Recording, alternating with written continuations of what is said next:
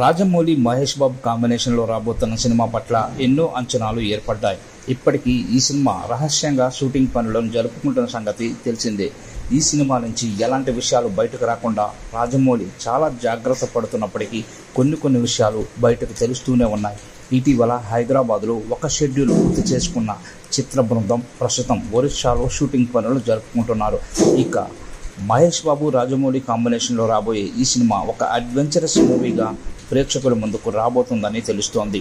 అయితే తాజాగా ఈ సినిమాకు సంబంధించి మరొక వార్త సోషల్ మీడియాలో వైరల్ అవుతోంది. ఈ సినిమాని రామాయణంలో ఒక ఘట్టం ఆధారంగా తెరకెక్కించబోతున్నారని తెలుస్తోంది. రామాయణంలో లక్ష్మణుడు కళ్ళు తిరిగి పడిపోతే తనను బ్రతికించడం కోసం హనుమంతుడు సంజీవని కోసం పయనం అవుతూ సంజీవని మొక్కను తీసుకురావడం కోసం ఓ పర్వతాన్ని తీసుకువస్తాడు.